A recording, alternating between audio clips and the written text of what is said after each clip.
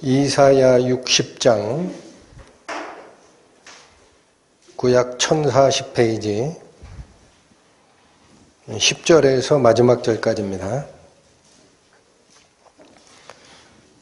내가 노하여 너를 쳤으나 이제는 나의 은혜로 너를 긍휼히 여겼은즉 이방인들이 네 성벽을 쌓을 것이요 그 왕들이 너를 봉사할 것이며 네 성문이 항상 열려 주야로 닫히지 아니하리니 이는 사람들이 네게로 열방의 재물을 가져오며 그 왕들을 포로로 이끌어옴이라. 너를 섬기지 아니하는 백성과 나라는 파멸하리니 그 백성들은 반드시 진멸되리라. 레바논의 영광 곧 잣나무와 소나무와 황양목이 함께 내게 이르러 내 거룩한 곳을 아름답게 할 것이며 내가 나의 발둘 곳을 영화롭게 할 것이라. 너를 괴롭게 하던 자의 자손이 몸을 굽혀 내게 나아오며 너를 멸시하던 모든 자가 내 발 아래 엎드리어 너를 일컬어 여호와의 성읍이라 이스라엘의 거룩한 자의 시온이라 하리라. 전에는 내가 버림을 입으며 미움을 당하였으므로 내게로 지나는 자가 없었으나 이제는 내가 너로 영원한 아름다움과 대대의 기쁨이 되게 하리니 내가 열방의 젖을 빨며 열왕의 유방을 빨고 나 여호와는 내 구원자, 내 구속자, 야곱의 전능자인 줄 알리라. 내가 금을 가져 놋을 대신하며 은을 가져 철을 대신하며 노수로 나무를 대신하며 철로 돌을 대신하며 화평을 세워 관원을 삼으며 의를 세워 감독을 삼으리니 다시는 강포한 일이 네 땅에 들리지 않을 것이요 황폐와 파멸이 네 경내에 다시 없을 것이며 네가 네 성벽을 구원이라 네 성문을 찬송이라 칭할 것이라. 다시는 낮의 해가 내 빛이 되지 아니하며 달도 내게 빛을 비추지 않을 것이요 오직 여호와가 내게 영원한 빛이 되며 네 하나님이 네 영광이 되리니 다시는 네 해가 지지 아니하며 네 달이 물러가지 아니할 것은 여호와가 네 영원한 빛이 되고 네 슬픔이 날이 마칠 것임이니라. 네 백성이 다 의롭게 되어 영원히 땅을 차지하리니 그들은 나의 심은 가지요 나의 손으로 만든 것으로서 나의 영광을 나타낼 것인즉 그 작은 자가 천을 이루겠고 그 약한 자가 강국을 이룰 것이라. 때가 되면 나 여호와가 속히 이루리라. 기도하시겠습니다. 하나님 아버지, 지난주에 이어서 이번 주도 하나님께서 명하신 거룩한 당신의 통치도시 시온의 아름다움을 상고하고자 합니다. 부디 저희의 마음이 기록된 말씀의 의미를 바르게 깨달을 수 있도록 지혜를 허락하여 주시고 발견되는 말씀대로 저희의 생각 바꾸어서 당신의 바라시는 그 영광 향하여 나아가는 행보 걸어가기를 원하오니 저희 손을 잡아 인도하여 주옵소서. 예수님의 이름으로 기도 올립니다. 아멘. 지난주에 살피셨던 것이 구원받은 자의 도시 시온에게 내린 명령이었습니다. 시온이여 일어나라 빛을 발하라. 오늘 같은 이사야서 60장 하반절에 있는 시온이 도대체 어떠한 곳이냐라는 것을 마저 상고하고자 합니다. 10절 보시죠. 내가 노하여 너를 쳤으나 이제는 나의 은혜로 너를 긍휼히 여겼은즉 이 말씀은 1차적인 의미는 예루살렘을 지적하는 겁니다. 즉 이스라엘 민족이 하나님으로부터 징계를 받았고 또 돌아옴으로써 회복을 얻게 된다라는 1차적 의미를 갖습니다. 그러나 항상 제가 말씀을 드리지만 성경의 이 예언서들은 중의적 뜻이 있다 그래요. 거듭 중자, 뜻 의자, 뜻이 두 개예요. 그래서 그 속에는 영적 의미를 담고 있습니다. 그래서 1차적으로 내가 노하여 너를 쳤다라는 것은 하나님께서 이스라엘 백성을 징계를 했던 이유를 얘기하는 거죠. 그러나 이제는 나의 은혜로 너를 긍휼히 여기게 된다. 자, 이 말씀 잠깐 가보십니다. 신명기 29장 308페이지입니다. 구약성경 308페이지.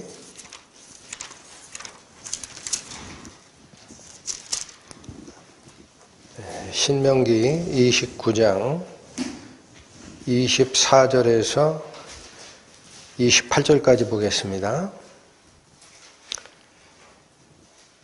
열방 사람들도 말하기를 여호와께서 어찌하여 이 땅에 이같이 행하셨느냐? 이같이 크고 열렬하게 노하심은 무슨 뜻이냐 하면 그때 사람들이 대답하기를 그 무리가 자기의 조상의 하나님 여호와께서 그 조상을 애굽에서 인도하여 내실 때에 더불어 세우신 언약을 버리고 가서 자기들이 알지도 못하고 여호와께서 그들에게 주시지도 아니한 다른 신들을 섬겨 그에게 절한 까닭이라. 이러므로 여호와께서 이 땅을 향하여 진노하사 이 책에 기록된 모든 저주대로 재앙을 내리시고 여호와께서 또 진노와 분한과 크게 통한하심으로 그들을 이 땅에서 뽑아내사 다른 나라에 던져 보내심이 오늘날과 같다 하리라. 저희가 수련회 때 여러 차례 설명을 드리죠. 이스라엘 민족은 이스라엘 민족만을 복을 주겠다라고 하나님이 선택한 민족이 아니다 그랬어요. 이스라엘 민족을 하나님이 선택하신 이유는 하나님의 증인을 서라라는 겁니다. 증인의 내용이 뭐예요? 하나님이 도대체 어떤 것을 싫어하시고 어떤 것을 좋아하시고 그래서 하나님과 약속을 맺고 나서도 하나님을 버렸을 때는 어떤 징벌이 오며 하나님께 돌아오면 어떠한 은혜의 복이 있는지를 이스라엘의 역사를 통해서 다 증거하라. 이런 의미로 이스라엘 민족을 선택했다. 말씀을 드렸습니다. 그래서 이스라엘 민족이 하나님을 버렸을 때 온 세상에 흩어지는 이런 징벌을 받습니다. 이러한 징벌의 최종판이 뭐냐? 예수 그리스도를 십자가에 잡아 죽이는 거예요. 예수님께서 말씀하셨죠. 어떤 임금이 포도원을 농부들에게 세를 주고 먼 나라에 갔다가 때가 돼서 종을 보내어 너의 산물 중에 일부를 나한테 바쳐야지 라고 했더니 농부들이 어떻게 했다 그랬어요? 때리고 보냈습니다. 여러 차례 보내도 안 되니까 임금께서 어떤 결정을 내렸다? 나의 아들을 보내마 그랬습니다. 그러면 저들이 이 내 아들은 공경하겠지 하고 보냈더니 농부들이 어떻게 했어요? 이 독자는 임금의 단독 상속자이기 때문에 얘를 죽이면 농장이 우리께 되겠지 하고 잡아 죽였느니라. 여러분, 그게 이스라엘 민족이 하나님께 대항한 가장 결정적 범죄입니다. 그래서 예수님 돌아가신 후 AD 70년에 로마의 타이터스 장군이 와서 예루살렘을 전체를 멸하고 전 세계로 흩어졌다가 1948년에 이스라엘이 독립되는 게 뭐냐? 하나님의 최종적 벌이 이제 회복되는 단계로 가는 1차적 의미다라는 겁니다. 그런데 여기 10절이 얘기하는 내가 노하여 너를 쳤으나 이제는 나의 은혜로 너를 긍휼히 여겼은지이라는 이 말은 이스라엘 민족을 매를 대시고 회복하는 것만 얘기하는 것 같으면 이스라엘 민족이 아닌 우리 신약 성도들은 거기서 뭘 배우냐는 얘기예요. 그래서 그 2차적인 뜻은 무엇일까? 여러분 예레미야 애가 가봅니다. 3장 구약 1147페이지입니다. 예레미야 애가 3장.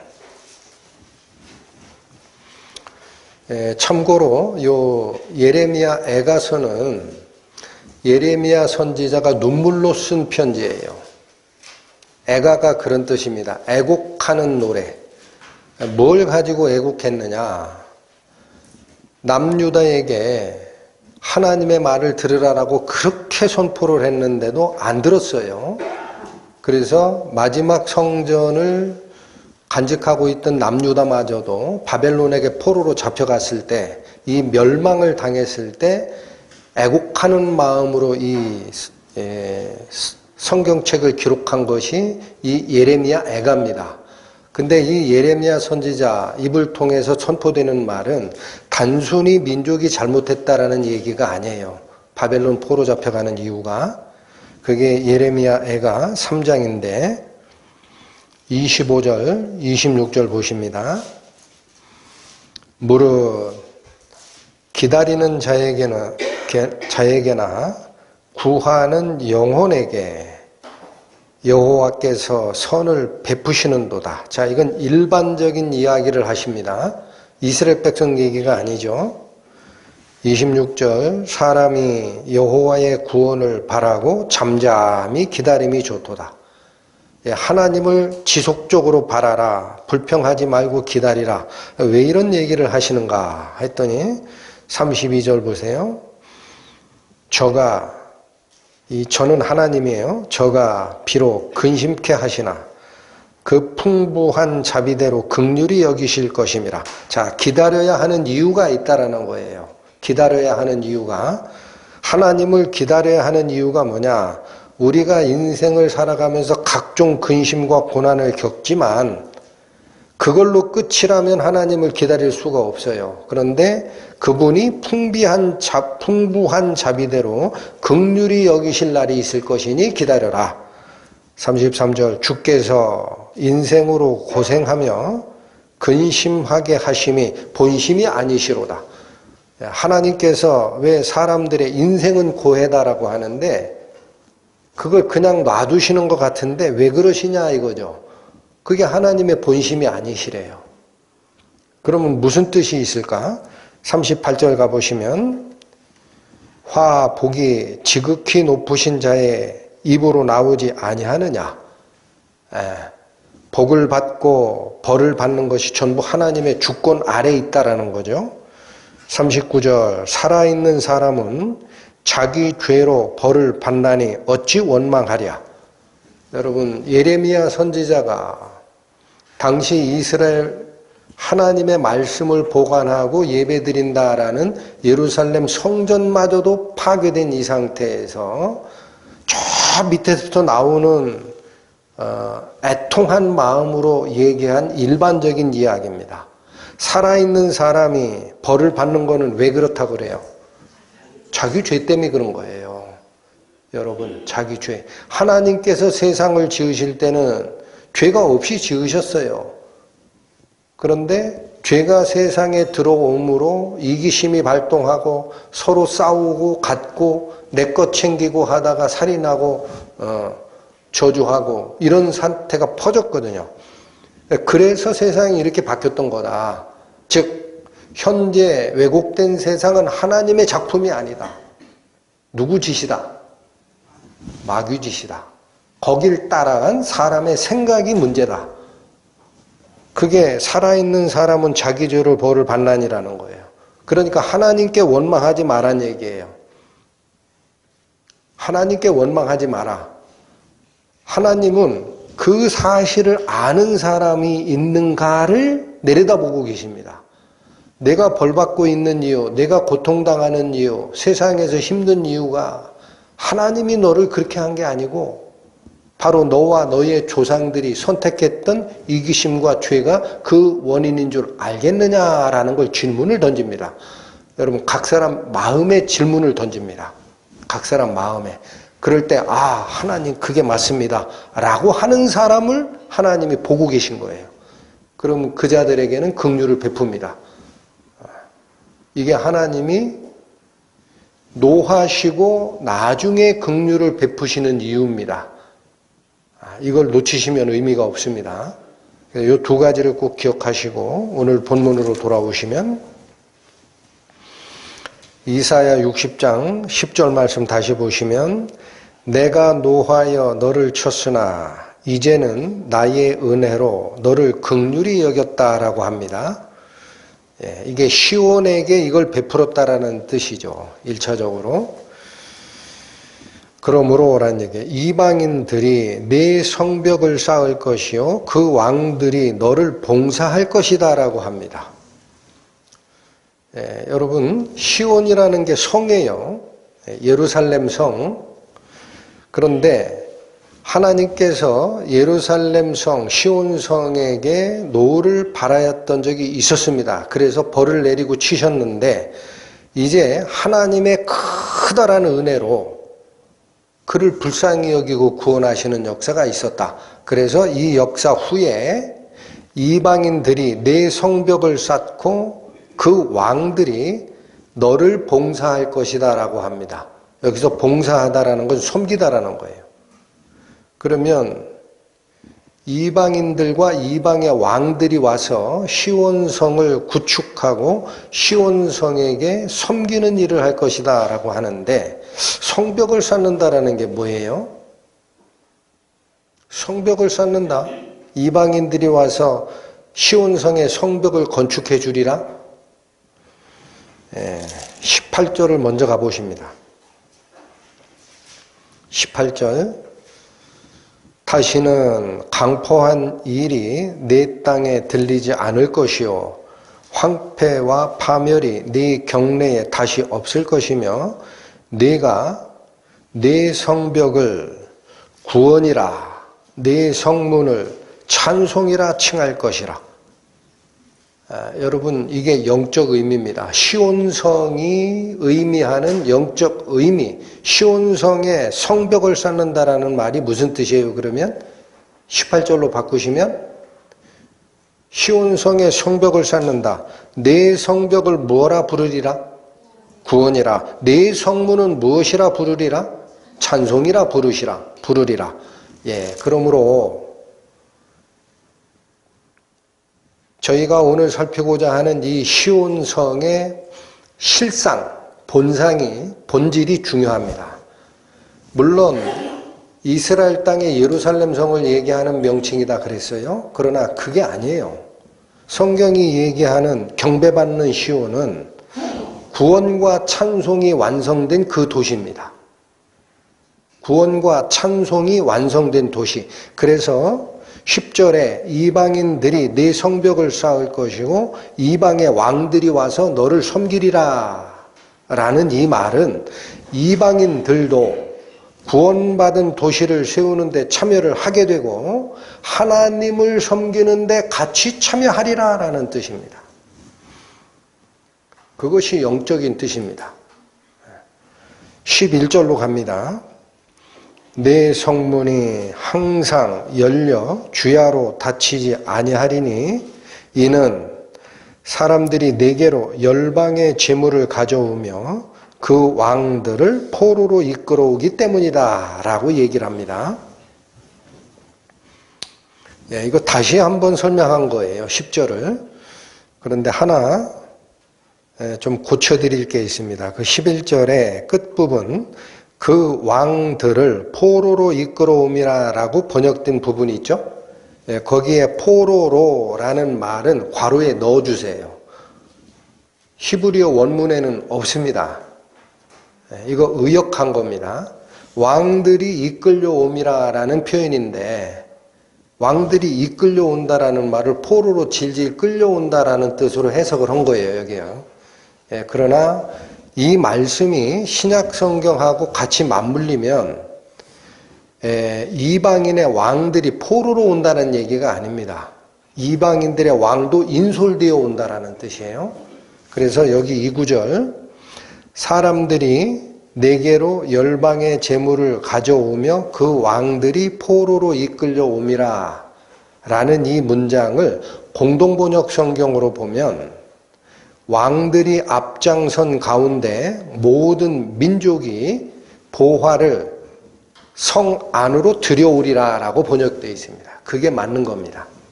포로로 끌려오는 게 아니에요. 시온성은 지배자와 포로가 있는 게 아니에요.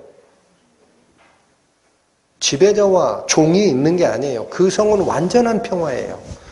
그러니까 이 말은 포로로라는 말이 원문에 없다라는 거예요.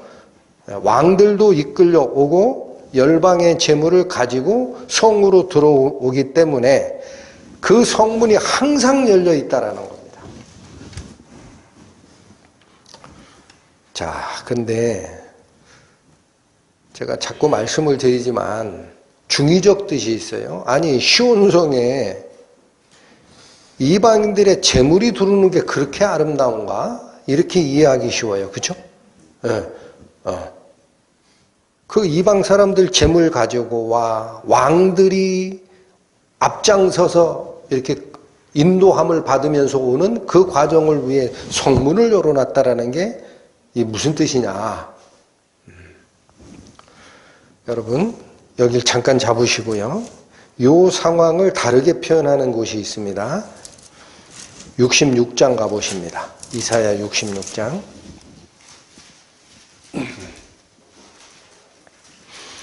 이사야 66장 19절 20절 보십니다.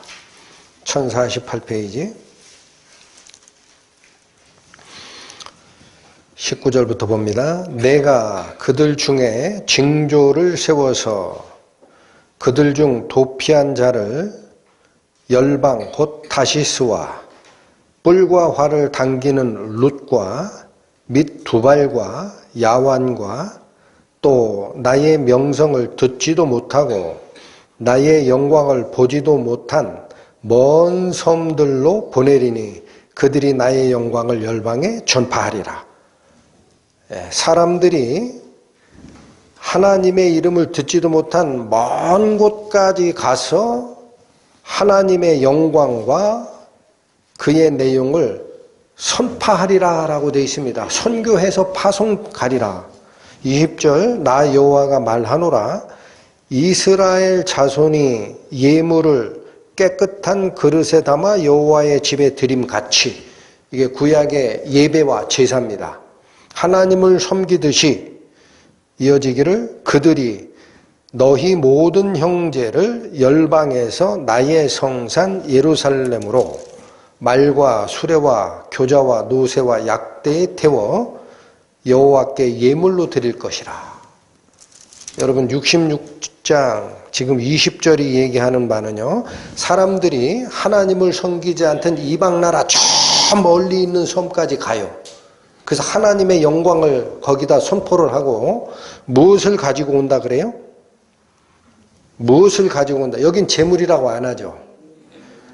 그들이 너희 모든 형제를 열방에서 가지고 온다. 여러분, 그들이 너희 모든 형제를 열방에서 나의 거룩한 산 예루살렘으로 데리고 올 것이다. 왜 사람들을 데리고 온다? 그게 여호와께 드리는 예물이 될 것이다 라고 합니다. 여러분 그러니까 거룩한 성 시온에 바치는 것은 사실은 사람이 중요한 게 아니라 새로운 예물이 있어요.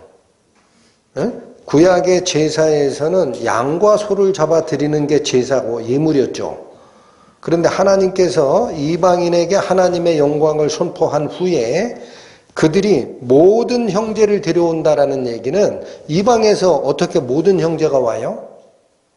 이스라엘 민족이 아닌 이방에게 가가지고 형제를 어떻게 데려와요? 구원받았으니까 형제가 되는 거예요.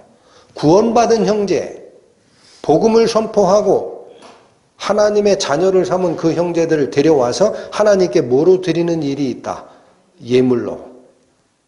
여러분, 이게 진짜 제사입니다. 그걸 이미 사도 바울은 말씀하셨습니다. 그게 진짜 제사다. 여러분, 로마서 15장 가보시죠. 신약성경 260페이지입니다. 로마서 15장 16절.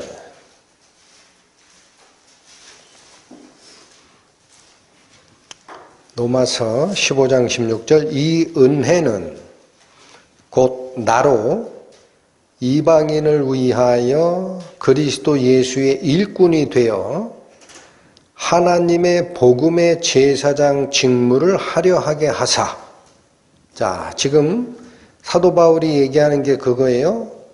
자기가 하나님으로부터 받은 은혜가 있다라는 거예요. 근데 그 은혜의 핵심이 뭐냐면 이방인들을 위해 하나님의 복음의 제사장 직무를 하게 했다라는 거예요. 여러분, 여기 중요합니다. 복음의 제사장입니다. 이방인들을 위해 복음의 제사장 직무를 하게 했다? 그게 무슨 말이야 했더니 이어집니다. 이방인을 제물로 드리는 그것이래요. 그러니까 구약의 제사는 양과 염소로 하나님께 드리는 그게 예배의 형식이에요. 근데 복음이 전파된 후에는 예배와 제사가 뭐다? 사람을 드리는 겁니다. 하나님께. 하나님께 사람을 드리는 거예요. 하나님께 사람을 어떻게 드려요? 지금 죄 짓고 사는 사람들은 하나님께 아니에요. 하나님이 만드셨지만 누가 유괴해 간 거예요? 마귀가 유괴해 갔잖아요. 하나님 떠나라. 바보냐? 네가 신처럼 생활할 수 있어? 하나님 떠나? 해가지고 이미 유괴된 자를 하나님으로 다시 데려오는 겁니다. 이게 복음의 제사장 역할인데 그냥은 안 됩니다. 죄인이기 때문에. 하나님께 드리려면 어떻게 해야 돼요? 죄가 없어져야 돼요. 거룩해져야 돼요. 그래서 뒤에 나오는 말씀이 성령 안에서 거룩하게 되어 받으심직하게 하려는 것이에요. 이게 복음의 제사장 역할입니다. 바로 이것이 사도 바울 입에서 선언됐지만 여러분, 오늘 우리가 상고하고자 하는 이사야서 66장에 멀리 섬나라까지도 가서 하나님의 영광을 선포하고 뭐를 데려오는 일이다? 모든 형제들을 긁어 모아서 예루살렘 성으로 와서 하나님께 예물로 드리는 일이라 그래요. 그게 66장이 선언하는 겁니다. 그러니까 오늘 저희가 살피고자 하는 60장의 11절 내 성문이 항상 열려 주야로 닫히지 아니하는 이유가 사람들이 내게로 열방의 재물을 가져오기 때문이다 라고 한 거를 물질적 재물로 오해하시면 아무것도 모르는 겁니다. 성경의 뜻을 이해를 못하는 거예요. 그 물질적 재물 아니에요. 그 뭐가 이 보화예요. 하나님의 눈에 새로운 완전한 시온성을 구축하는데 진짜 보화, 보물들은 뭐예요? 구원받은 사람들입니다. 그 얘기를 지금 하시는 거예요. 자, 그래서 여기 이게 중의적 뜻이라고 제가 얘기를 합니다. 중의, 거듭, 중, 뜻의. 뜻이 두 가지 거듭되어 있어요.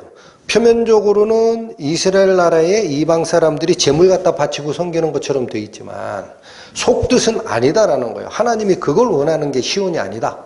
어떤 게 시온이다? 멀리 섬나라까지 가서 하나님의 영광이 선포가 되면 형제를 얻어서 하나님께 거룩한 예물로 드리는 이게 시온의 본뜻이다. 야, 그래서 이 시온성이 여러분 구약에 기록된 것은 중의적 뜻으로 되어 있기 때문에 어려워요. 근데 이거를 정확하게 깨달은 신약 성경의 표현을 빌리면 시온이 뭔지 알겠다. 예, 느낌이 옵니다.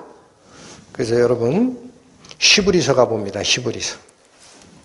신약성경 히브리서 12장 가보시죠. 네, 신약 368페이지입니다.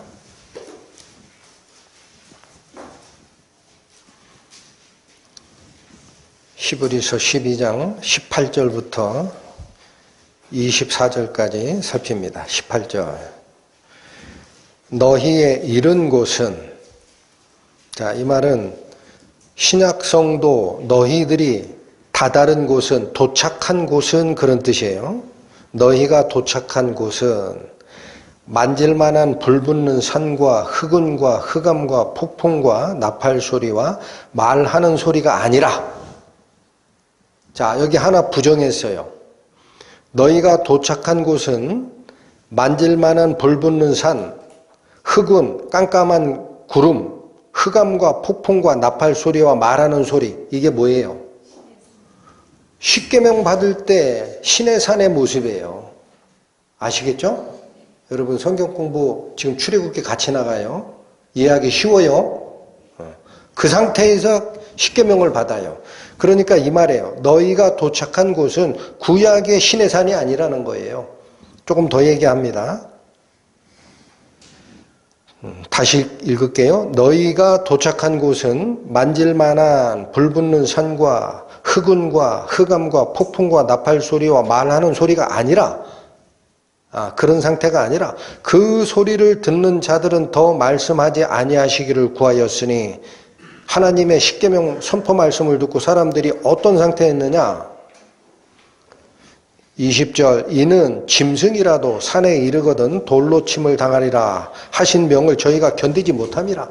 하나님의 음성을 직접 듣고 나서 더 듣다가는 우리가 죽겠습니다. 모세여, 더 이상 말씀하지 말게 하시고 당신이 가서 들으시고 전달해주면 우리가 그대로 지킬게요. 이렇게 얘기했던 구약의 그 상황. 그 신의 산이 아니라는 거예요.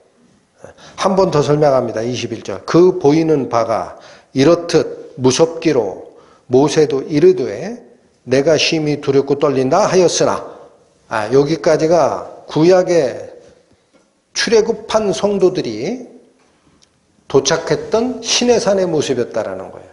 근데 너희가 이른 곳은 바로 이런 곳이 아니라는 거예요. 그럼 어디에 도착했단 얘기냐? 22절. 그러나 너희가 이른 곳은, 너희가 도착한 곳은 처음에 명명합니다. 어느 산이라? 시온산. 그럼 이거 예루살렘 얘기하는 거 아니야? 아닙니다. 이어지기를 살아계신 하나님의 도성인 땅의 예루살렘이에요.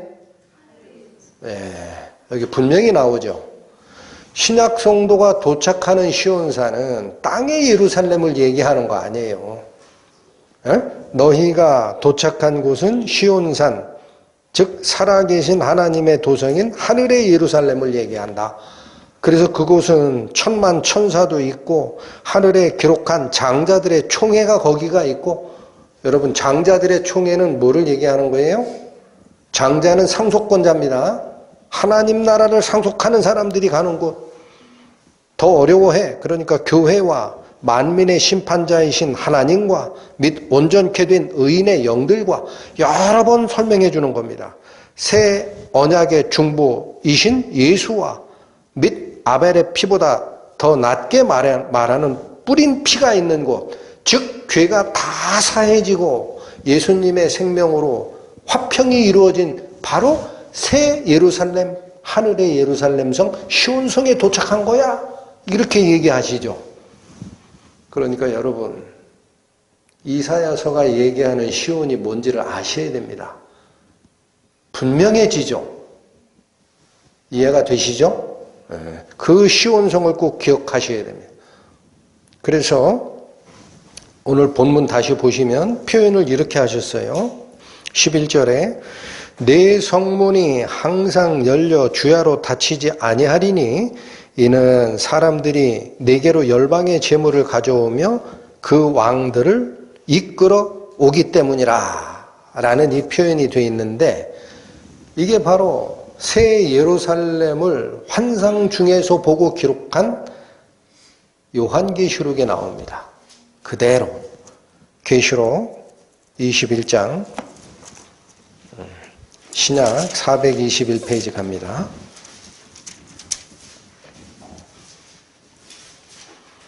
요한계시록 21장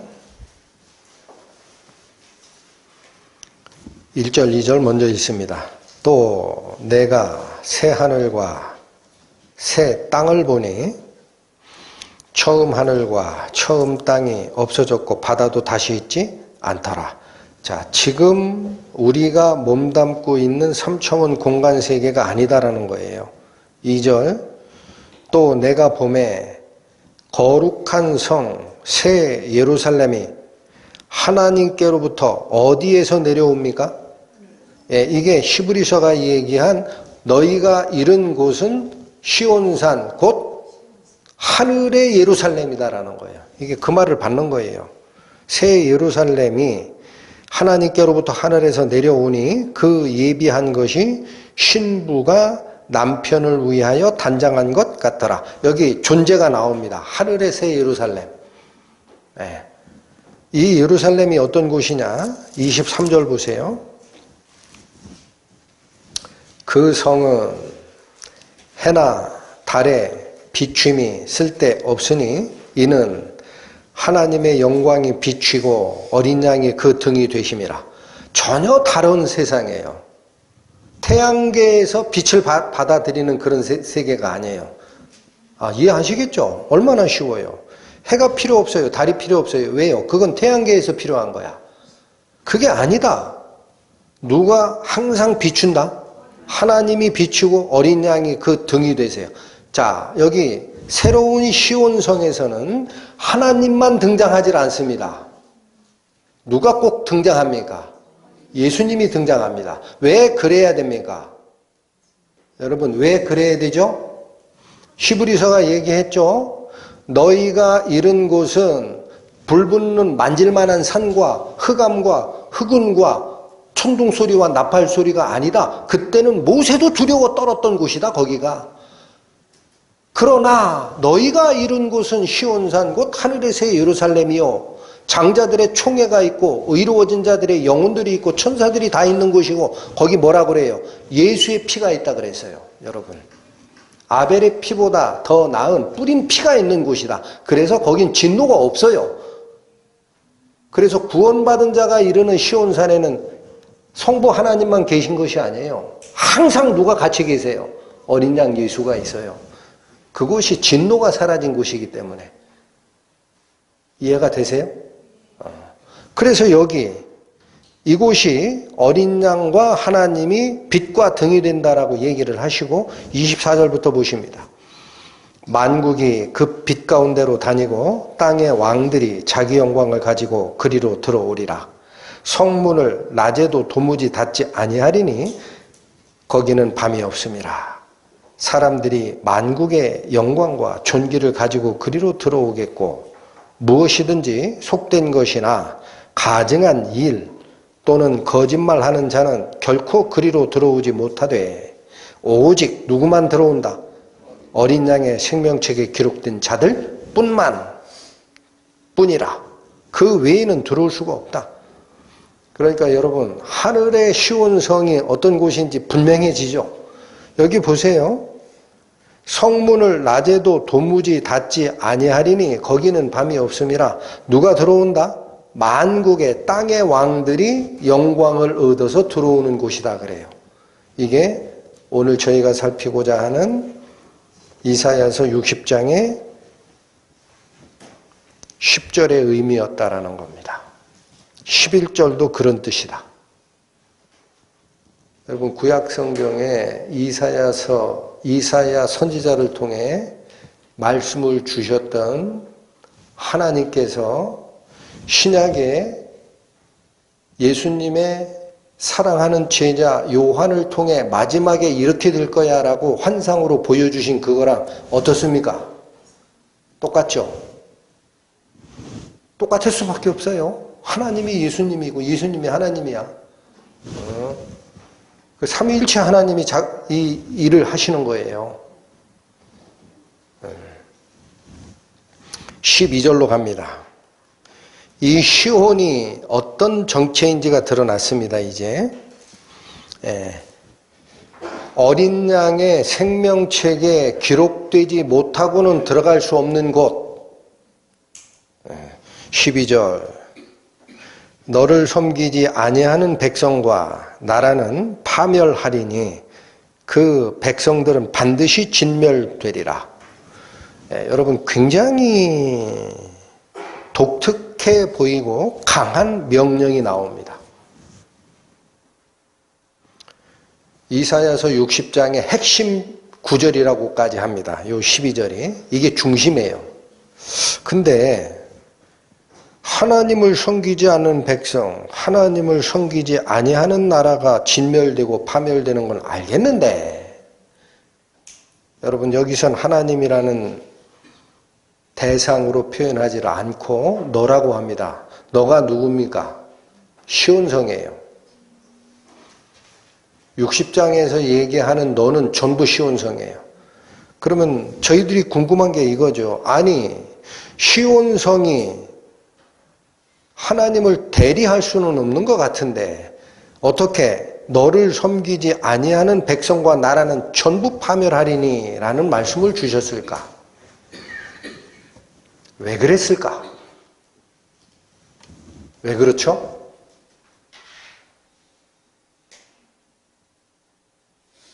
왜 그래요?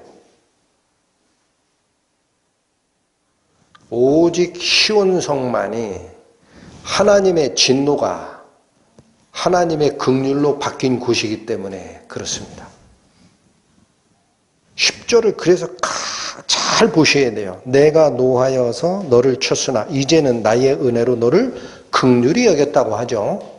오직 시온성만이 하나님의 진노가 긍휼로 바뀐 곳이기 때문에, 그래서 이 시온성 하늘에서 내려오는 새 예루살렘의 표현에 히브리서는 그곳에 예수 그리스도의 뿌린 피가 있다라고 얘기를 하시고, 계시록에는 여호와 하나님과 어린 양이 빛과 등이 되는 곳이라고 하는 겁니다. 그래서 그 새 예루살렘에는 누구밖에는 들어갈 수 없다. 어린 양의 생명책에 기록된 자 외에는 들어갈 수 없다. 그곳만이, 어린 양의 핏뿌림으로 새 생명을 얻은 자만이 진노에서 긍휼로 넘어가기 때문에 할렐루야. 여러분, 그래서 시혼 이외에는 하나님이 말씀하시는 긍휼이 선포된 장소, 시온 이외에 거하는 자는 그리스도의 피의 역사를, 보호를 받을 수 없기 때문에 멸망하는 거죠. 이해가 되십니까? 여기서 저희들에게 주는 경고가 있어요. 시온성이 있어요. 책에서 읽어요. 성경 말씀을 통해 알아요. 설교를 통해 들어요. 그런데 시온성을 저기쯤 둬요. 아, 멋있다 하고 자기는 안 들어가려고 그래. 그럼 망하는 거예요. 이걸 가슴 깊이 새기시기 바랍니다. 여러분, 시온성이 아무리 화려하면 뭐합니까? 보고 감상하고 있는데 내가 거길로 들어가야 살지. 복음이 이거예요, 바로. 너 어떻게 할래? 하나님이 질문할 때 머뭇거리지 마십시오. 절대. 말씀이 나를 딱 지적할 때 의심하지 마시고 경계하지 마시고, 하나님이시여, 저는 하나님 말씀 따릅니다.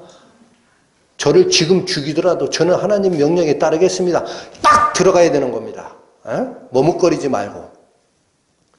시온성 아무리 아름다우면 뭐해요? 감상하고 있으면 그게 내게 되나? 60장의 핵심 구절이 12절이에요. 너를 섬기지 아니하는 자는 모든 나라와 백성이 다 멸망하리라.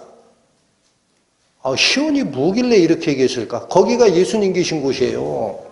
그러니 예수의 뿌린 피가 있다라는 거예요. 시온성에. 어린 양의 생명책에 기록되지 못한 자는 아무도 못 들어가는 곳이라는 거예요. 그게 하나님의 진노가 긍휼로 바뀌어진 곳, 유일한 곳이다. 거기를 들어가기 위해서 너의 모든 것을 포기하라. 할렐루야. 13절 보십니다. 레바논의 영광 곧 잣나무와 소나무와 황양목이 함께 네게 이르러 내 거룩한 곳을 아름답게 할 것이며 내가 나의 발둘 곳을 영화롭게 할 것이라. 요 13절은 하나님의 거룩한 곳, 하나님의 발을 둘 곳이라는 표현은 성전을 얘기하는 겁니다. 근데 여기 보면 레바논의 영광 곧 잣나무와 소나무와 황양목이 함께 와서, 즉 이방인들이 올 때 그들이 성전 재료를 가지고 와서라는 뜻이에요. 성전 재료를 가지고 와서 하나님의 성소를 영화롭게 치장할 것이라는 표현이 13절인데 이거는 솔로몬 성전 지을 때 그렇게 했어요. 솔로몬 성전 지을 때 이스라엘 위에 바로 레바논에 헐몬산으로부터 내려오는 풍부한 물과 지중해가 불어오는 그 태양빛을 받아서 거긴 삼림이 우거져요. 레바논의 삼나무라고 해. 그걸 다 잘라서 이스라엘에게 줘서 성전을 지었습니다. 이게 구약의 성전을 아름답게 지은 모습인데 문제는 지금 그거 얘기하고 싶은 생각이 없어요. 이 시온성은 그렇게 장식되는 곳이 아니에요. 그 옛날에 그랬고 14절 보세요. 너를 괴롭게 하던 자의 자손이 몸을 굽혀 내게 나오며 너를 괴롭게 하던 자의 자손이 누구죠? 이방민족들이에요. 이방민족들이 몸을 굽혀 내게 나오며 너를 멸시하던 모든 자가 내 발 아래 엎드려 너를 일컬어 여호와의 성읍이라 이스라엘의 거룩한 자의 시온이라 하리라. 이 14절이 13절을 바꿔치기 하는 겁니다. 13절. 과거 솔로몬 성전 때는 레바논의 나무들이 지성소를, 성전을 건축하는 재료였다.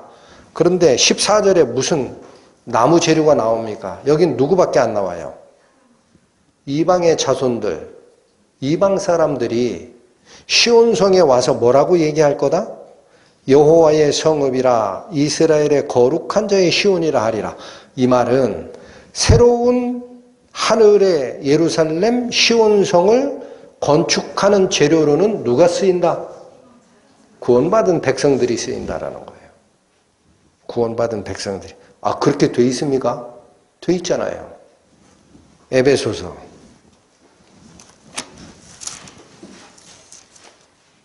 신약성경 312페이지 펴보십시오. 에베소서 2장 20절에서 22절. 에베소서 2장 20절. 너희는 사도들과 선지자들의 터 위에 세우심을 입은 자라. 여기서 너희는 구원받은 성도입니다. 그리스도 예수께서 친히 모퉁이 돌이 되셨느니라. 예수님이 기초석이 됐다라는 거죠. 21절. 그 안에서, 즉 예수님 안에서 건물마다 서로 연결하여 주 안에서 무엇이 되어 갑니까? 예, 이게 신약 시대가 바라보는 실제 성전이에요. 너희도 22절 너희도 성령 안에서, 왜 성령 안에서 돼야 돼요? 거룩함을 입는 방법은 성령의 인치심밖에 없기 때문에 성령 안에서 하나님의 거하실 처소가 되기 위하여. 하나님의 거하실 처소, 이게 성전이에요. 성전이 되기 위하여 예수 안에서 함께 어떻게 되어간다? 그러면 여기 보십시오. 신약 성경이 바라보는 진짜 하나님이 거하시는 처소는, 진짜 하늘의 성소는 재료가 뭐가 사용이 되는 겁니까? 사람들이에요. 구원받은 사람들. 구원받은 사람들이 진짜 성전의 재료가 되는 거예요. 그래서 이사야서 60장 14절에 너를 괴롭게 하던 자의 자손, 이방 자손이 몸을 굽혀 내게 나오고 너를 멸시하던 모든 자, 이방인들이 내 발 아래 엎드리어 너를 일컬어 여호와의 성읍이라 이스라엘의 거룩한 자의 시온이라 하리라 라는 말은 시온 앞에 엎드린다라는 이 말이 13절에 나의 발둘 곳 그 말을 가져오는 겁니다. 하나님께 경배했듯이 이방인들이 어디에 와서 경배 드리리라? 시온성에 와서 경배 드리리라. 솔로몬 성전은 나무가 성전 치장 재료였지만 하늘의 예루살렘, 하나님께서 거하시는 진짜 성전의 재료는 누가 되리라? 구원받은 사람들이 되리라. 15절 전에는 내가 버림을 입으며 미움을 당하였으므로 내게로 지나는 자가 없었으나 이 말씀은 아까 10절을 다시 가져오는 거죠. 옛날에는 하나님이 노하여 그러니까 매를 맞은 상태이기 때문에 사람들이 외면한 거예요. 그러나 이제는 은혜로 긍휼히 여김을 받은 상태가 되기 때문에 15절 이렇게 바뀝니다. 전에는 내가 버림을 입으며 미움을 당하였으므로 내게로 지나는 자가 없었으나 아무도 너를 거들떠보지 않았다라는 거예요. 이제는 내가 너로 영원한 아름다움과 대대의 기쁨이 되게 하리니 하나님의 긍휼을 입은 뒤에는 하나님께서 직접 치장해 주겠다라는 겁니다. 하나님께서 직접 아름답게 그 다음에 기쁨이 대대로 이어지게 하리라. 영원한 기쁨만이 존재하는 장소가 시온이 되리라.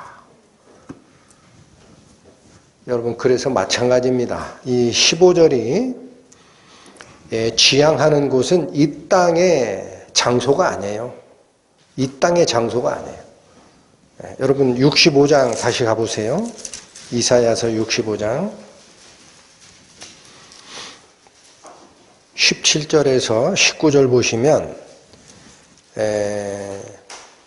저희가 오늘 살피는 60장 15절에 대대의 기쁨이 되게 하리라. 시온성이 대대로 기쁨의 곳이 되게 하리라 라는 말을 다시 풀어준 겁니다. 65장 17에서 19절 보시면 보라 내가 새 하늘과 새 땅을 창조하나니 여기 굉장히 파격적 선언을 하십니다. 하나님이 새 하늘과 새 땅을 창조한대요. 그 말은 하나님이 처음에 만드셨던 처음 땅과 처음 하늘 이 3차원 공간과 관련된 곳이 아니다라는 거죠. 새 하늘과 새 땅을 창조하나니 이전 것은 기억되거나 마음에 생각나지 아니할 것이라. 완전히 새롭게 바뀔 거다. 18절 너희는 나의 창조하는 것을 인하여 영원히 기뻐하며 즐거워할 것이라. 자, 새 창조가 일어나면 기쁨이 중간에 사라져요? 영원해요? 네. 보라 내가 예루살렘으로 즐거움을 창조하며 그 백성으로 기쁨을 삼고. 자, 새하늘과 새 땅 창조하고 영원히 기뻐하는 곳을 만들리라 하고 나서 하나님이 뭐를 다시 거명하죠? 예루살렘 거명하잖아요. 예루살렘. 그래서 이게 하늘의 예루살렘, 하늘의 시온성을 얘기하는 겁니다. 보라, 내가 예루살렘으로 즐거움을 창조하며 그 백성으로 기쁨을 삼고. 다시 한번 강조합니다. 19절. 내가 예루살렘을 즐거워하며 나의 백성을 기뻐하리니 우는 소리와 부르짖는 소리가 그 가운데서 다시 들리지 아니할 것이라. 여러분 새 하늘과 새 땅, 새 창조에 속한 하나님의 기쁨의 대상 새 예루살렘에는 그래서 뭐밖에 없어요? 애곡하는 것이나 아픈 것이나 병든 것이 없어요. 거기는 완전한 기쁨의 세계예요. 그곳이 어디예요? 다시 가세요. 요한계시록 21장. 요한계시록 21장. 신약 421페이지. 아까 읽었지만 다시 봅니다. 1절부터 또 내가 새 하늘과 새 땅을 보니. 자, 이 말씀 뭐하고 똑같죠? 방금 읽었던 이사야서 65장 17절 말씀. 보라, 내가 새 하늘과 새 땅을 창조하나니. 그렇죠? 똑같이 가져와요. 또 내가 새 하늘과 새 땅을 보니 처음 하늘과 처음 땅이 없어졌고 바다도 다시 있지 않더라. 또 내가 보매 거룩한 성 새 예루살렘이 하나님께로부터 하늘에서 내려오니. 어쩜 이렇게 똑같아요? 이사야서 말씀하고 똑같잖아요. 새 하늘과 새 땅 창조한다 하고 이름을 뭐라 그래요? 예루살렘이라 그러잖아요. 여기 똑같잖아요. 그 예비한 것이 신부가 남편을 위해서 단장한 것 같더라. 내가 들으니 보좌에서 큰 음성이 나서 가로되 보라, 하나님의 장막이 사람들과 함께 있으니. 이 말은 무슨 얘기냐? 장막이라는 것은 거처입니다. 거처. 하나님이 거하시는 그 장소가 사람과 같은 곳에 있게 되리라. 하나님이 저희와 함께 거하시리니 저희는 하나님의 백성이 되고 하나님은 친히 저희와 함께 계셔서 아버지가 됩니다. 그러니까 여러분, 새하늘과 새 땅, 새로운 질서가 오면 이 땅에서 이루어졌던 부모 자식 관계가 사라져요.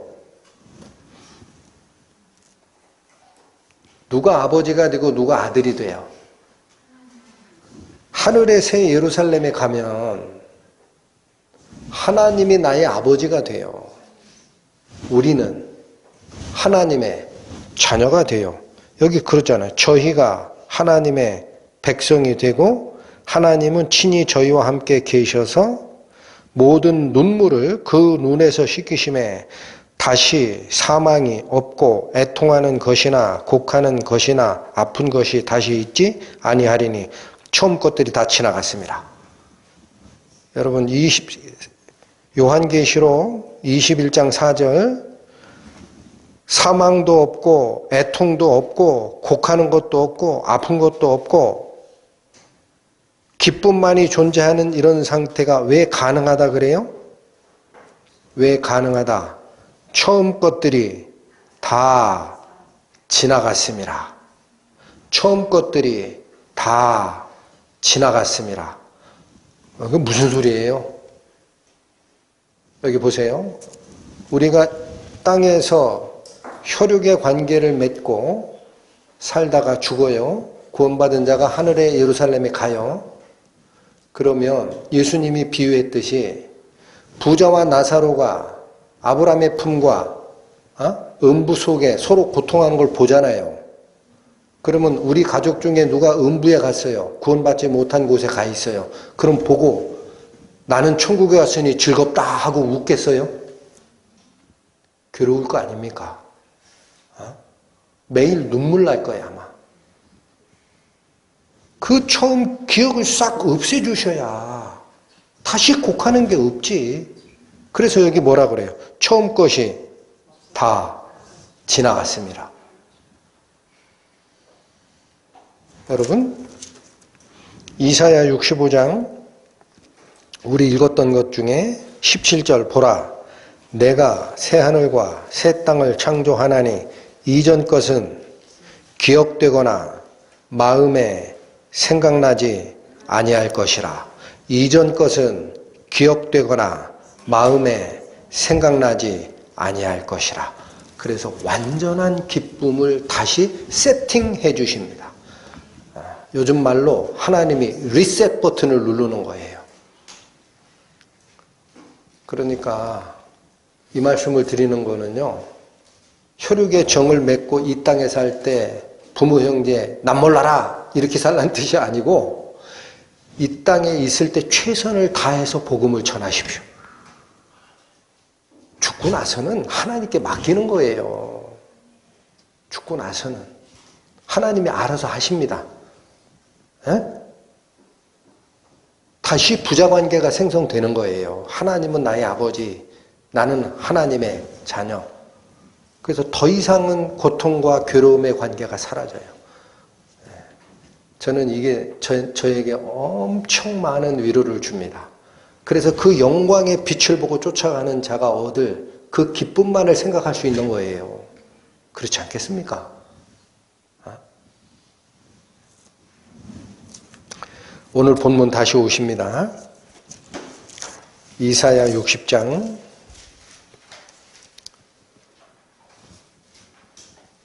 15절 다시 읽고 갈게요. 전에는 내가 버림을 입으며 미움을 당하였으므로 내게로 지나는 자가 없었으나 이제는 내가 너로 영원한 아름다움과 대대의 기쁨이 되게 하리니.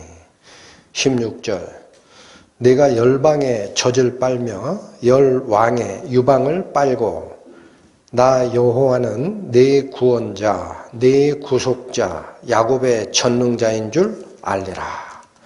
여러분 16절이 얘기하는 바는 출애굽과 관련된 말입니다. 출애굽.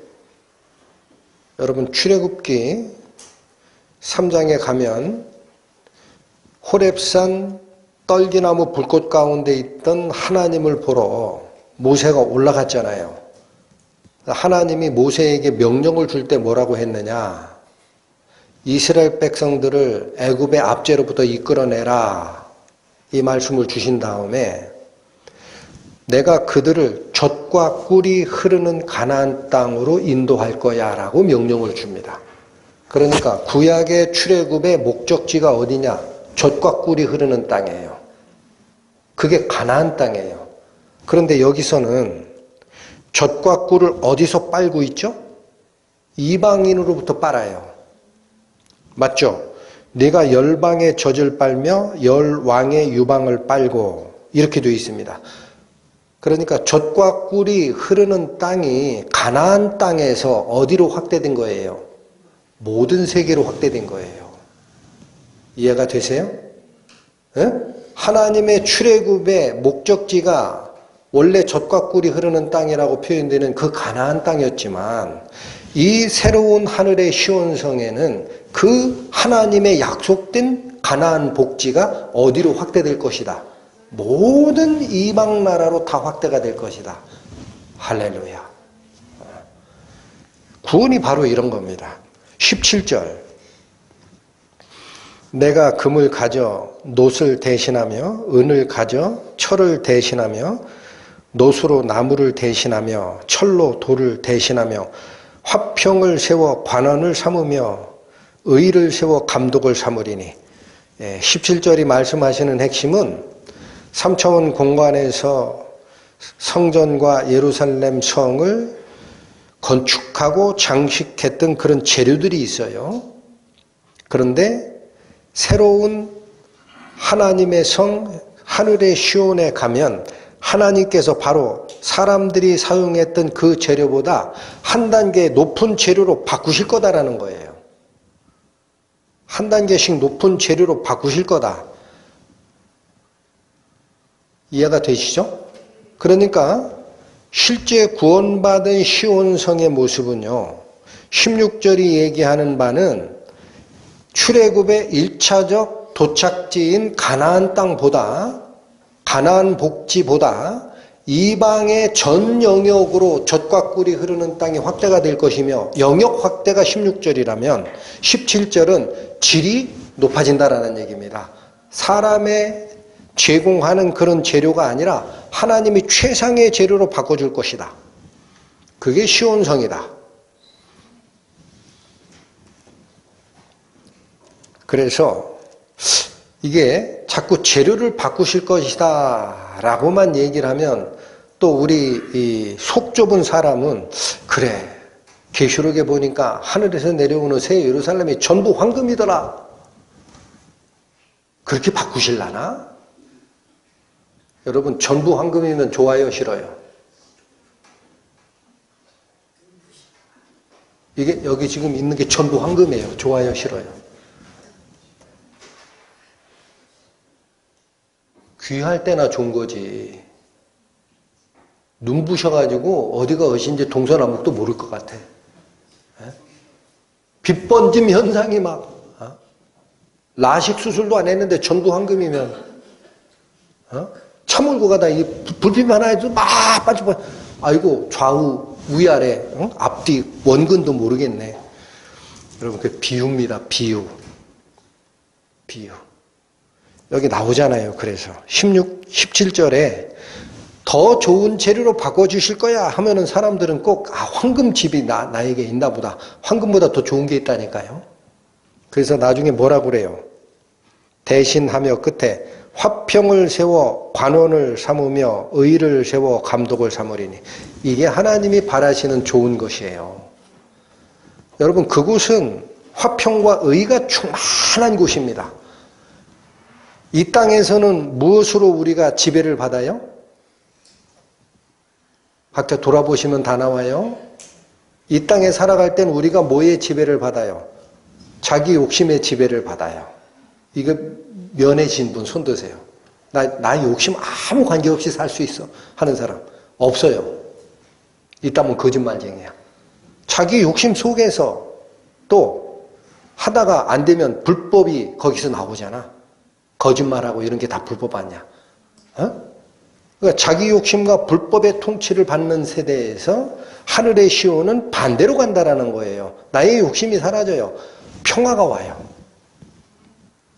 그래서 화평이 관원이 된다라는 게 뭐예요? 관원이 뭐예요? 관원. 백성들을 다스리는 지위에 있는 게 관원이에요. 누가 나를 다스린다?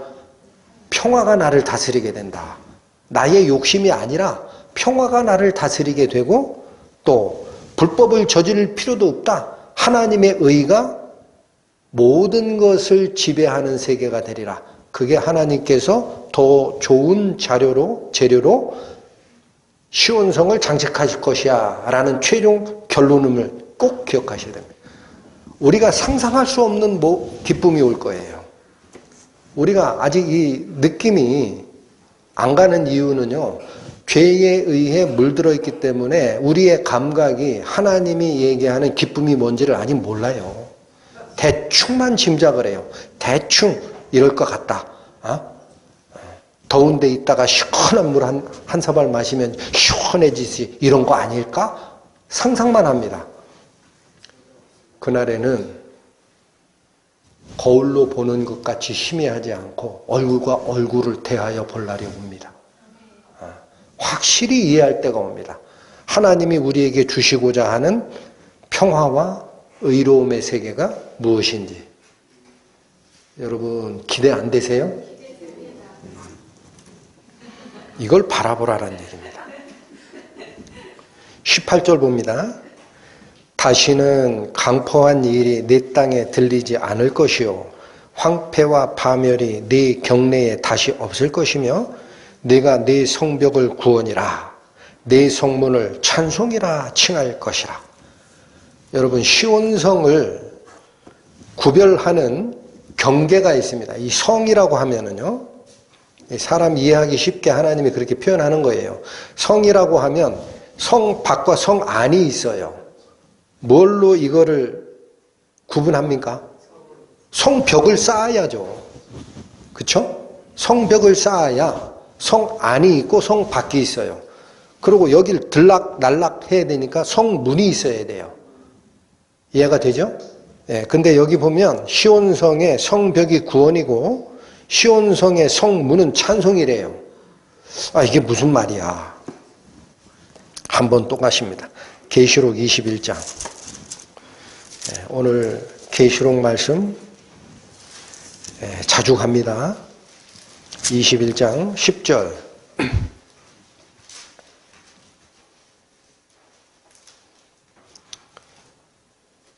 14절까지 볼게요. 성령으로 나를 데리고 크고 높은 산으로 올라가 하나님께로부터 하늘에서 내려오는 거룩한 성 예루살렘을 보이니 하나님의 영광이 있음에 그 성의 빛이 지극히 귀한 보석 같고 벽옥과 수정같이 맑더라. 크고 높은 성곽이 있고, 여러분 이 성곽이 뭐예요? 성벽이에요. 성벽. 12문이 있는데 문에 12천사가 있고, 그러니까 아무나 못 들어가요. 천사가 수문장 역할을 하는 거예요. 신분증 가져야 통과가 됩니다. 천사가 있고 그 문들 위에 이름을 썼으니 이스라엘 자손 12지파의 이름들이라. 12문에 이름이 뭐가 적혀 있다? 이스라엘 12지파 이름이 들어가 있어요. 13절 동편의 세 문, 북편의 세 문, 남편의 세 문, 서편의 세 문이니 14절 그 성에 성곽은 12 뭐가 있고? 기초석이 있고 그 위에 어린 양의 12사도의 12 이름이 있더라. 여러분 하늘의 새 예루살렘을 장식하는 영역을 정하고 출입을 통제하는 성벽, 성곽과 성문들이 계시록에 보면 그 뭐라고 해요? 이스라엘의 12지파 이름하고 신약시대를 대표하는 12사도들의 이름이 있대요. 그러면 이 새 예루살렘은 구약에 얘기하는 하나님의 택한 백성이 신약의 12사도를 통해 전파한 복음의 완성하고 결합된 곳이다라는 뜻입니다. 이해가 되십니까? 구약의 하나님의 선택된 당신의 백성을 지칭하는 말이 12지파예요. 신약에는 예수 그리스도의 복음을 전하기 위해서 세운 당신의 사도 12명이 있어요. 그러면 구약의 하나님의 백성이 예루살렘이라고 칭하는 이 도시에서 살게 돼 있는데 사실은 하나님이 원해도 백성이 죄를 짓고 도망갔기 때문에 자기 백성이 될 수가 없었어요. 그거를 예수께서 오셔서 어떻게 했어요? 죄를 깨끗이 씻으시고 하나님께로 인도하는 길을 내셨기 때문에 이 복음이 선파가 된 후에라야 당신의 백성으로 다시 회복되는 겁니다. 그게 완성된 곳, 이게 하늘의 새 예루살렘. 그래서 그 영역을 지정하는 의미더라. 오늘 본문에 이사야서 60장 18절 내 성벽을 구원이라 내 성문을 찬송이라 칭할 것이라 라는 이 말씀은 시온성 성벽을 넘어가지 않고는 구원이 없다라는 거예요. 시온성 성벽 밖은 멸망이다. 시온성 성문을 통과해서 들어갈 때라야 찬송이 나온다. 시온성 성문을 통과하지 않고 밖에 있는 자들은 고통과 눈물뿐이 없을 것이다. 그래서 이 말씀이 뭐를 다시 가져오는 거죠? 12절 가져오는 겁니다. 너를 섬기지 아니하는 백성과 나라는 파멸하리니. 왜 이런 말을 썼을까? 시온성만이 하나님의 진노가 하나님의 긍휼로 박힌 장소이기 때문에 그곳에 가야만 어린 양의 뿌린 피와 생명나무가 있기 때문에 할렐루야. 여러분 이사야서 60장이 얘기하는 이 시온성의 모습이 요한 사도를 통해 보여주신 계시록의 저 끝에 그대로 나오는 것이 신기하지 않습니까? 그러니까 뭐예요? 성경은 사람의 뜻으로 적은 게 아닙니다. 성령의 감동하심을 받은 자들이 받아서 말하는 겁니다. 19절 다시는 낮에 해가 내 빛이 되지 아니하며 달도 내게 빛을 비추지 아니할 것이요 오직 여호와가 내게 영원한 빛이 되며 네 하나님이 내 영광이 되리니 다시는 내 해가 지지 아니하며 내 달이 물러가지 아니할 것은 여호와가 내 영원한 빛이 되고 내 슬픔의 날이 마칠 것임이라. 19절 20절은요. 지금 18절까지 보면 시온성의 바운더리를 자꾸 강조합니다. 성벽이 구원이고 성문이 찬송이야. 거길 들어가야 구원을 받고 거길 들어가야 찬송이 나오는 거야 라고 시온성에 국한해서 자꾸 말씀을 하시니까 사람들이 도시 하나를 또 착각할 수가 있어요. 이게 왜 일어난다라는 거예요. 이게 왜 일어난다? 왜 가능하다? 19절, 20절이 저 속에 있는 셈의 근원입니다. 뭐 때문에 가능하다? 시온성이 그러한 장소가 될 수 있는 이유는 뭐 때문에 가능하다? 하나님이 빛이 되시고 생명의 근원이 되시기 때문에 그곳에 가야 가능하다라는 얘기. 그러니까 우리의 모든 구원은 어느 분이 역사하시기 전에는 안 됩니까? 하나님께서 역사하시기 전에는 안 됩니다. 그걸 다시 강조합니다. 21절. 내 백성이 다 의롭게 되어 영원히 땅을 차지하리니. 이게 전에 한번 설명드렸어요. 우리가 땅을 차지한다 그러면 이 지구를 생각하기 쉬운데 그게 아니에요. 터전이에요. 터전. 살아갈 곳. 내 백성이 다 의롭게 되어 영원히 땅을 차지하리니 그들은 나의 심은 가지요 나의 손으로 만든 것이다 라고 합니다. 여러분 여기 잘 보십시오. 하나님의 백성이 되는 자는 여기 나의 심은 가지라라는 표현이 있죠. 이게 뭐예요? 여기 보십시오. 저희 집에 정원을 만들고 싶어요. 정원을. 그러면 이쪽에다 소나무 심어, 이쪽에다가 회양목 심어, 이쪽에다가 가을에 꽃 보고 싶어가지고 국화 심어, 이쪽에는 백일홍 나무 심어, 이런 걸 쭉 심죠.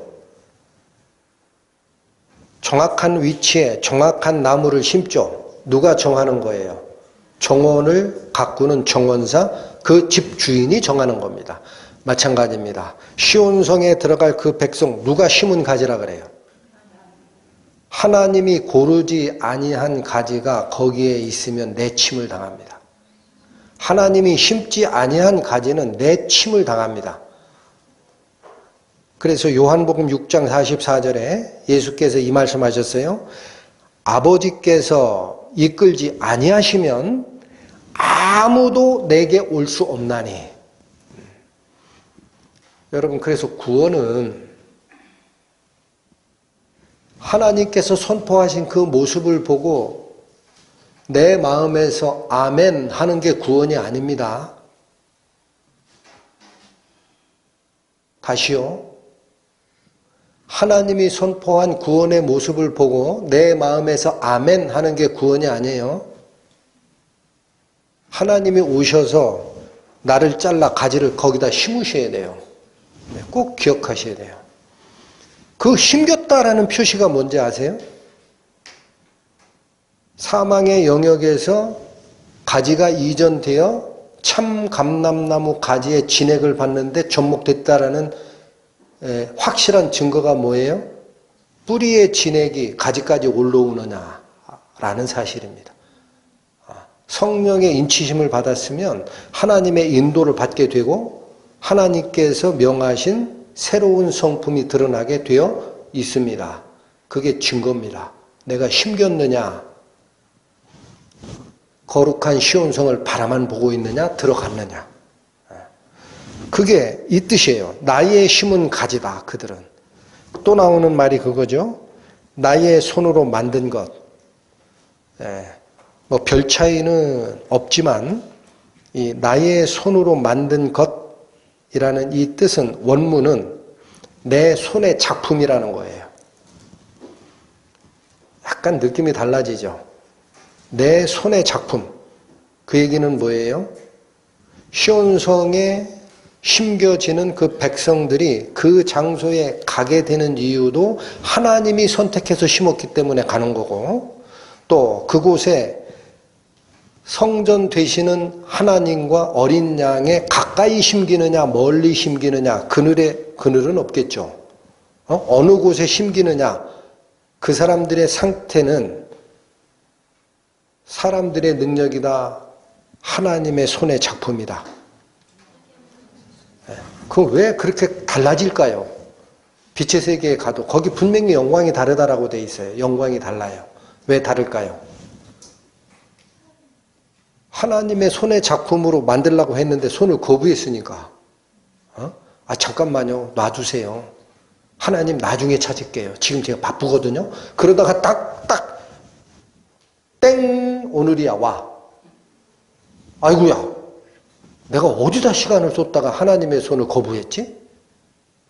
네 잘못이야. 그러니까 여러분, 말씀이 선포되고 때가 지금 가장 가깝습니다. 언제 끝날지 아무도 모르겠어요. 이런 시기일수록 있죠. 어디에다 신경을 곤두세우셔야 돼요. 말씀에. 나한테 뭐를 지금 경각하는 말씀을 주는가. 그리고 그분의 손에 나를 맡겨야 됩니다. 모든 게 하나님의 손에 잡힌 바 되어서 어떻게 쓰이느냐에 따라 시온성에서 받을 영광의 크기가 달라집니다. 그게 제일 우리에게 중요한 겁니다. 22절 읽고 마치겠습니다. 그 작은 자가 천을 이루겠고 그 약한 자가 강국을 이룰 것이라. 때가 되면 나 여호와가 속히 이루리라. 이 말씀은 복음의 확장성을 얘기하신 예수님의 말씀과 같은 것 같아요. 천국은 뭐라고 합니까? 천국은 가루 소말 속에 어느 여인이 갖다가 넣은 누룩과 같다. 밤새 부풀어서 모든 밀가루 반죽이 다 퍼지듯이 천국은 그렇게 확장되는 것이다. 또 천국은 뭐라 그래요? 겨자씨 하나 같다. 심기기는 가장 작은 크기로 심기지만 싹이 나면 새가 날라와서 거기에 앉을 만큼 큰 나무가 되듯이 확장될 것이다. 요 22절도 바로 하나님께서 심으시는 천국의 이 역사가 시작이 되면 하나님이 충만하다라고 인정하실 만큼 커질 때가 올 겁니다. 그래서 그 충만한 수가 차면 하나님의 심판의 때가 종이 울릴 걸로 그렇게 보여집니다. 그때를 바라보고 사는 우리 신약 성도들 마음 다시 한번 가다듬고 여러분 시온의 영광 우리 눈에 가득 담고 마음 정리해서 하늘의 새 예루살렘 바라보는 삶 살아가는 성도가 되었으면 합니다. 기도하고 마치겠습니다. 아버지 하나님 감사합니다.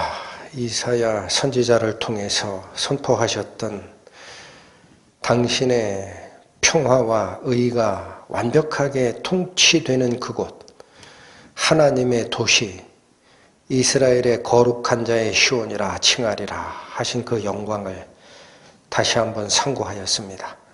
부디 저희들의 마음이 하나님께서 선포하신 그 영광과 기쁨에 향하게 하시고 당신께서 주신 복음 마지막까지 전하다 하나님 품에 안기는 영광 있기 원하오니 인도하여 주옵소서. 예수님의 이름으로 기도 올립니다.